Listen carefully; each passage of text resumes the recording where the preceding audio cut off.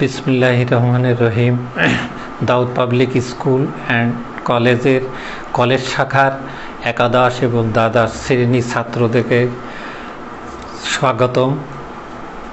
আমি গণিতের প্রথম পত্রের বৃত্ত চ্যাপ্টার নিয়ে আলোচনা করছি। পূর্বে দুটা ক্লাস নেওয়া হয়েছে, এখনও বৃত্ত চ্যাপ্টারটা আলোচনা করছি।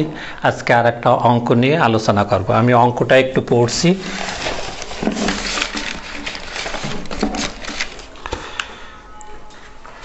x square plus Y square minus 4x minus 6y plus c equal to 0 বৃত্তটি x অক্ষকে স্পর্শ করে।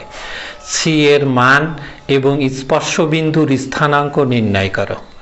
পূর্বে এখানে বলেছে সি এর মান এবং স্পর্শ বিন্দুর স্থানাঙ্ক নির্ণয় করো, কিন্তু পূর্বে আমরা যে অঙ্কগুলো করাইছি সেখানে সাধারণত ছিল হচ্ছে বৃত্তের সমীকরণ। এখানে বলা হয়েছে যে একটা সমীকরণ দেওয়া আছে, সেই সমীকরণ থেকে সির মান এবং স্পর্শ বিন্দুর স্থানাঙ্ক। তাইলে যে সমীকরণ পদার্থ সমীকরণটা আমাদের এখানে দেওয়া আছে, এই পদার্থ সমীকরণটাকে আমরা 1 নম্বর সমীকরণ দ্বারা ডিনোটেট করলাম। তারপরে 1 নম্বর সমীকরণটাকে আমরা এইভাবে লিখলাম, x square plus Y square plus 2g 2 minus 2 into x plus 2 minus 3 plus y plus c is equal to 0 সমীকরণকে x square plus y square plus 2gx plus 2fy plus c equal to 0 সমীকরণের সহিত তুলনা করলে, এইখানে তুলনা করে যদি তাহলে g জায়গায় দেখা যাচ্ছে যে g equal to -2, f equal to -3, c equal to c। এখন যদি একটা বৃত্ত এক্স অক্ষকে স্পর্শ করে, তাহলে আমরা পূর্বেই এই সূত্রগুলো নিয়ে আলোচনা করেছি যে বৃত্তটা যদি এক্স অক্ষকে স্পর্শ করে, তাহলে স্পর্শ করলে কেন্দ্রের কোটি ব্যাসার্ধের সমান হয়। সেখান থেকে আমরা কিন্তু পাই একটা সমীকরণ, সেই সমীকরণটা হলো এক্স অক্ষকে স্পর্শ করলে জি স্কয়ার ইকুয়াল টু সি হয়। তাহলে এখানে আমরা পেয়ে গেছি জির মান হচ্ছে -2। তো জির মান যদি -2 বসাই, তাহলে এখানে সির মান পেলাম হচ্ছে 4। তাহলে একটা জিনিস আমাদের বেরোয় গেল যে সির মান বের করতে বলেছিল, সির মানটা আমরা পেলাম হচ্ছে 4। এখন সির মান 1 নম্বর সমীকরণে বসালাম, এখানে সির মান বসালাম 1 নম্বর সমীকরণে। 1 নম্বর সমীকরণে বসালি X square plus Y square minus 4x minus 6y plus 4 equal to 0, এইটা পাই। এটা 2 নম্বর লিখলাম। এখন যদি একটা বৃত্ত এক্স অক্ষকে স্পর্শ করে, এক্স অক্ষকে যদি স্পর্শ করে, তাহলে স্পর্শ বিন্দু যেহেতু নির্ণয় করতে হয়েছে, তাহলে স্পর্শ বিন্দু বের করতে গেলে এক্স অক্ষকে যেহেতু স্পর্শ করে, তাহলে ওই স্পর্শ বিন্দুটার কোটি 0 হবে। কিন্তু যদি সবসময় আমরা জানি যে এক্স অক্ষের উপর কোটি 0 আর ওয়াই অক্ষের উপরে ভূর 0, তাহলে যেহেতু এই বৃত্তটা এক্স অক্ষকে স্পর্শ করে, তাহলে কোটি 0, কোটি 0 কথার অর্থ কি ওয়াই ইকুয়াল টু 0। তো ওয়াই ইকুয়াল টু 0 যদি আমরা 2 নম্বর সমীকরণে বসাই, তাহলে 2 নম্বর সমীকরণ থেকে আমরা লিখতে পারি যে ওই ওয়াই এর মান 0 আর এখানে ওয়াই এর মান 0। তাহলে সমীকরণটা আসে x square minus 4x plus 4 equal to 0। তো এখান থেকে লিখতে পারি x minus 2 whole square equal to 0। তাহলে x ইজ ইকুয়াল টু 0। তাহলে x এর মান পেলাম কত? 2। তাহলে স্পর্শ বিন্দুটা আমার কত হলো? স্পর্শ বিন্দু হচ্ছে 2 আর 0। তাহলে এই পূর্বে আমরা সির মান পাইছি 4 আর স্পর্শ বিন্দু পেলাম হচ্ছে 2, 0। এটাই ছিল আমার অঙ্কের কাজ। এবং পরবর্তীতে আমরা আর একটা অঙ্ক নিয়ে আলোচনা করি।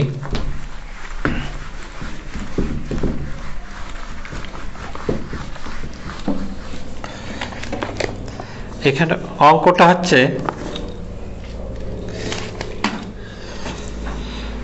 এমন বৃত্তের সমীকরণ নির্ণয় করো যা এক্স অক্ষকে 40 বিন্দুতে স্পর্শ করে এবং যা দ্বারা ওয়াই অক্ষের ছেদংশের পরিমাণ 6 একক হয়।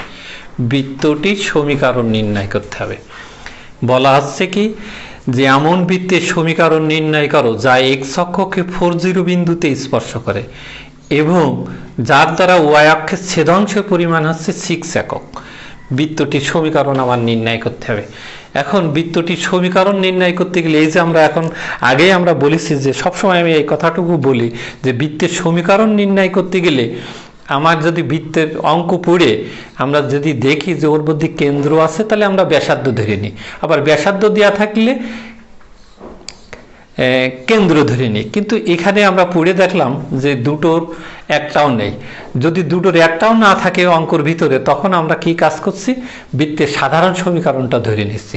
তাহলে বৃত্তের সাধারণ সমীকরণ হচ্ছে x square plus Y square plus 2gx plus 2fy plus c equal to 0। 1 নম্বর দ্বারা ডিনোটেড করলাম। এটা লেখার সাথে সাথে আমাকে চিন্তা করতে হবে যে তিনটা কনস্ট্যান্ট, একটা হচ্ছে জি, একটা এফ আর একটা হচ্ছে সি, এই তিনটা কনস্ট্যান্টের মান বের করতে হবে। এইটা কিভাবে বের করা যায়? এখন একটা বৃত্ত সমীকরণ নির্ণয় করতে হবে, তাহলে এই জি, এফ আর সির মান বের করতে হবে। আমার ইনফরমেশন কি আছে যে বৃত্তটা এক্স অক্ষকে 40 বিন্দুতে স্পর্শ করে, এটা বলা আছে। 40 বিন্দুতে স্পর্শ করে, তাহলে 40 বিন্দুতে স্পর্শ করে কথার অর্থ কি, যদি 40 বিন্দুতে স্পর্শ করে তাহলে 40 বিন্দু দিয়ে যাবে, তাহলে 40 দেয়া গেলে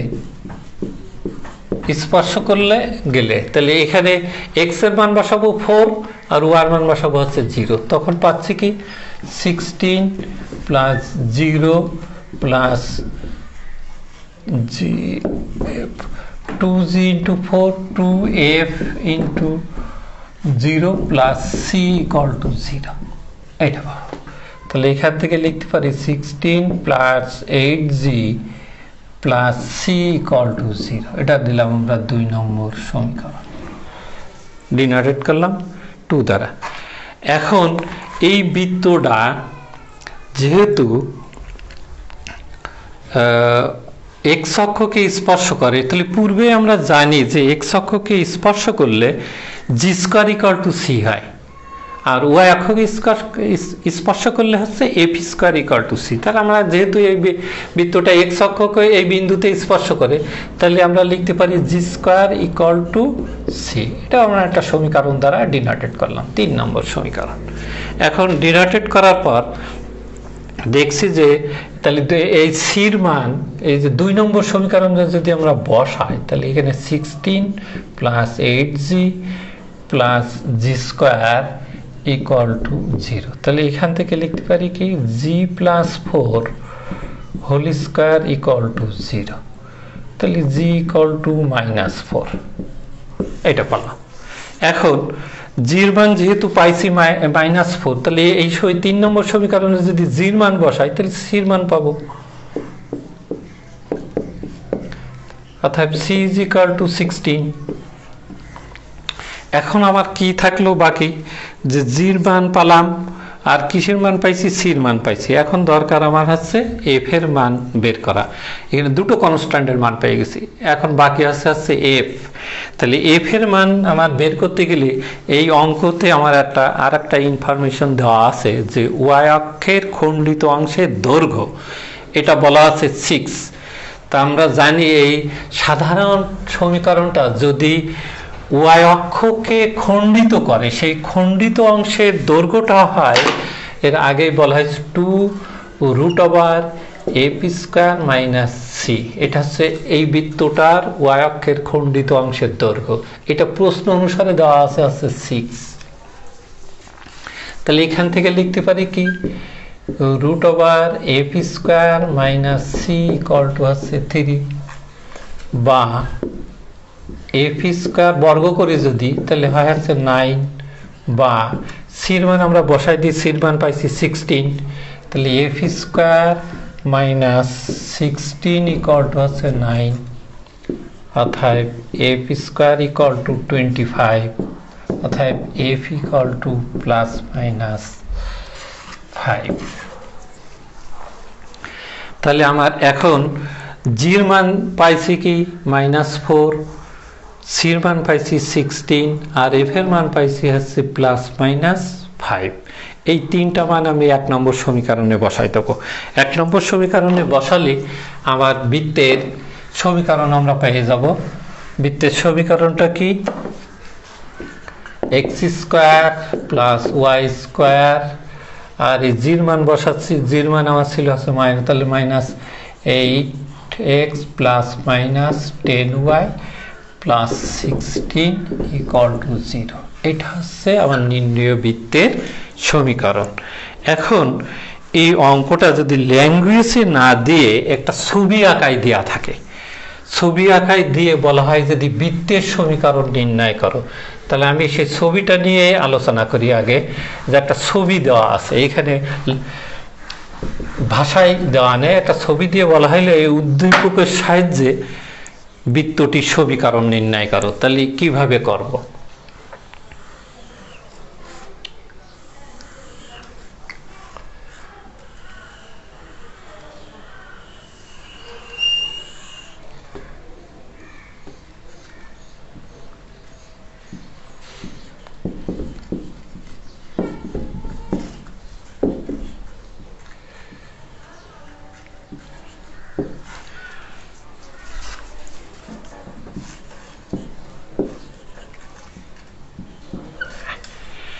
এই উদ্দীপক দেওয়া আছে, এই উদ্দীপকটা দিয়ে এই ফিগার দেওয়া আছে, বলা হয়েছে যে বৃত্তটির সমীকরণ নির্ণয় করো।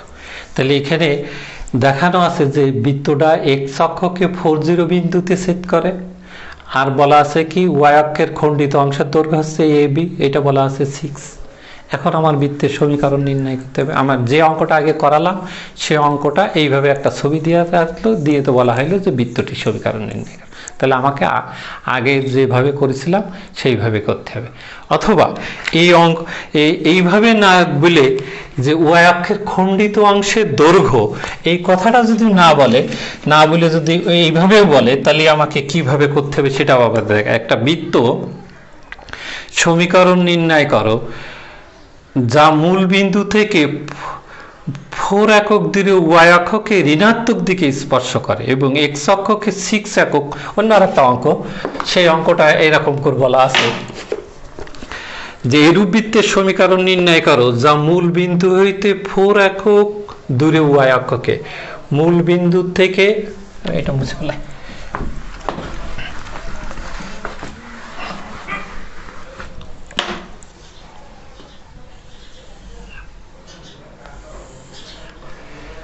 এখানে বলা আছে যে বৃত্তটা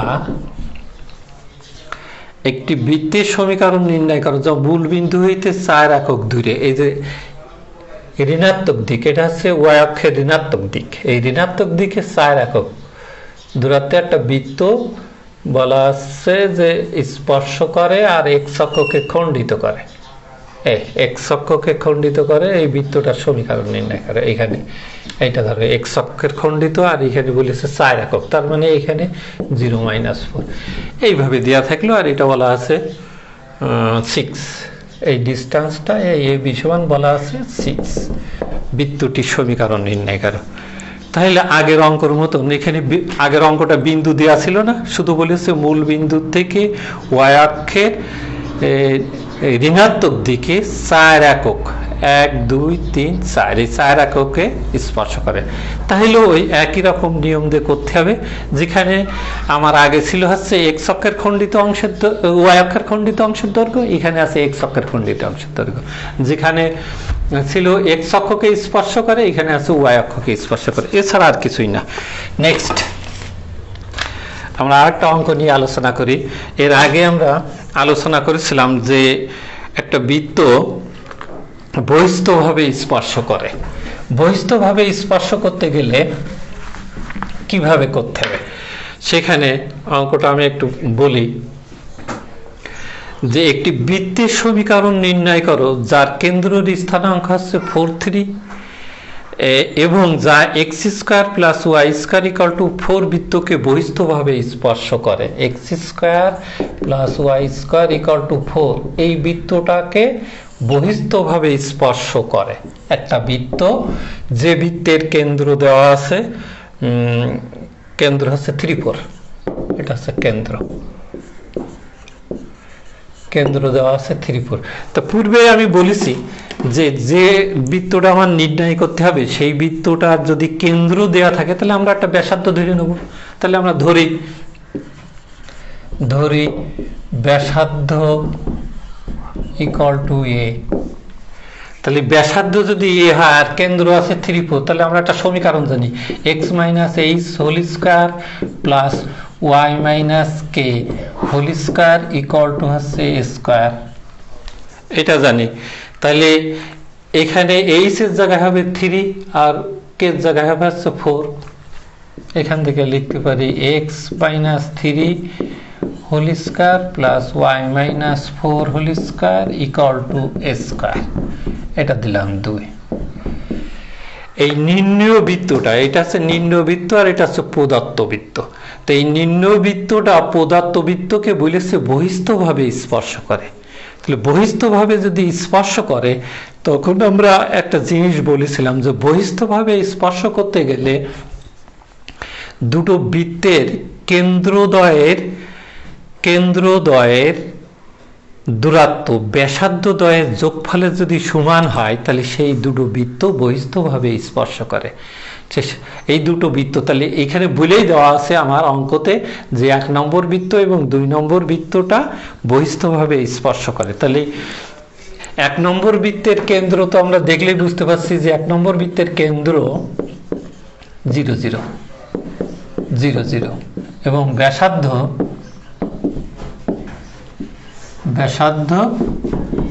হচ্ছে 2। যেহেতু সমীকরণটা আমরা আগেই প্রথম দিনই আমরা আলোচনা করেছি বিগত, x square plus y square equal to a square, সেই বৃত্তটা মূল বিন্দু হচ্ছে কেন্দ্র আর ব্যাসার্ধ হচ্ছে এ। তাহলে এই বৃত্তটা হচ্ছে x square plus y square equal to 4। তাহলে ওইটার সাথে যদি আমরা তুলনা করি তাহলে কেন্দ্র হলো 0, 0 আর এ স্কয়ার ছিল, এ স্কয়ারের জায়গায় আছে আমার আছে 4। তাহলে 4 এখানে এটাকে আমরা লিখতে পারি 2 স্কয়ার, তাহলে ব্যাসার্ধ হলো 2। তাহলে কেন্দ্র হচ্ছে 0, 0, ব্যাসার্ধ হচ্ছে 2। আর এই যে আমার এই 2 নম্বর বৃত্তকে আমরা কি বলেছে, এর কেন্দ্র হচ্ছে 3, 4 এবং ব্যাসার্ধ হচ্ছে এ। তাহলে এখন আমরা বলতে পারি যে 1 নং এবং 2 নং বৃত্ত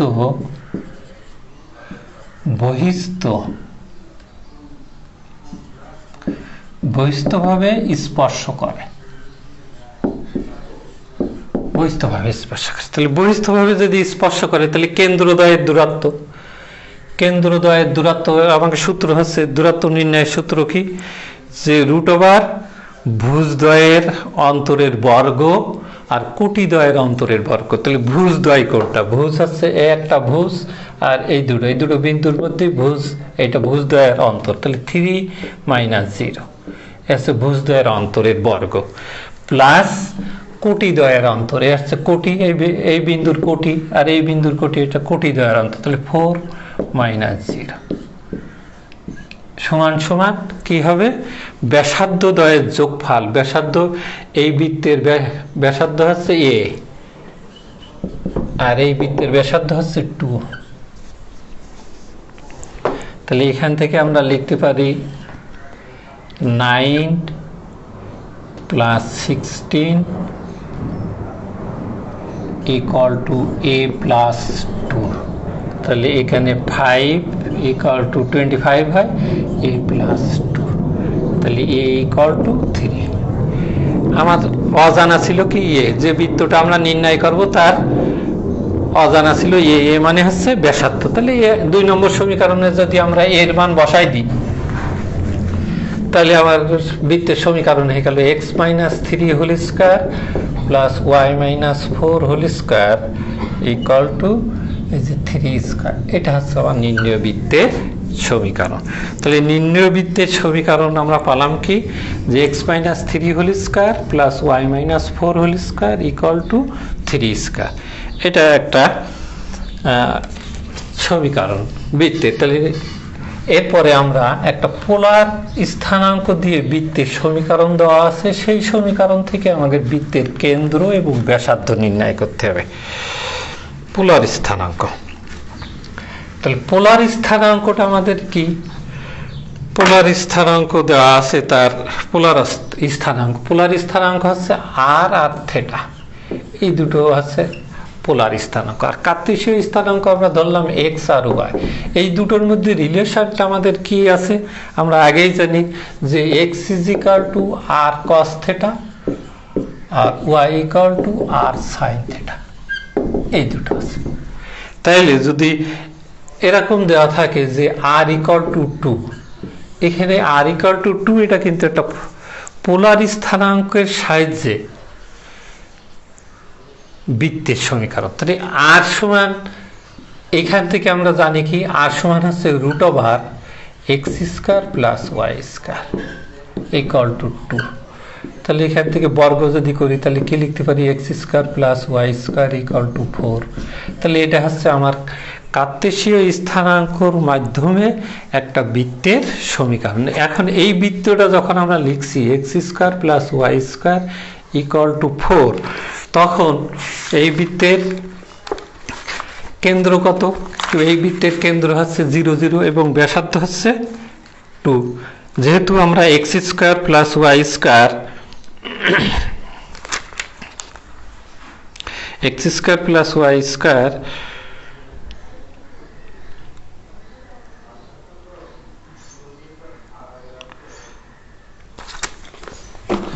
x square plus y square equal to a square যদি হয়, তাহলে সেই বৃত্তের সমীকরণ কেন্দ্র হচ্ছে 0 0 এবং ব্যাসার্ধ হচ্ছে এ স্কয়ার, মানে এটাকে আমরা 2 লিখতে পারি 2 স্কয়ার। তাহলে বৃত্তের কেন্দ্র হচ্ছে 0 0 আর ব্যাসার্ধ হলো 2। নেক্সট আমরা আর একটা অঙ্ক দেখি।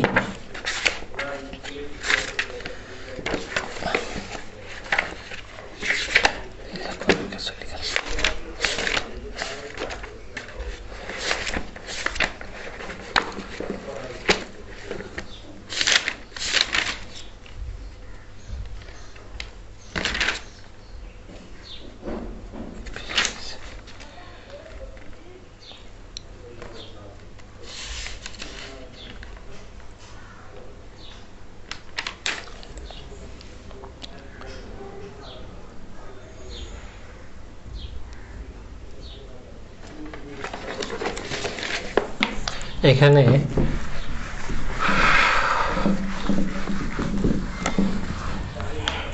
আরেকটা অঙ্ক করাই আমরা বৃত্তের প্রথম চ্যাপ্টার, আরেকটা অঙ্ক করাই বৃত্তের প্রথম চ্যাপ্টারটা আমরা শেষ করতে চাচ্ছি। সেটা হচ্ছে এক্স অক্ষকে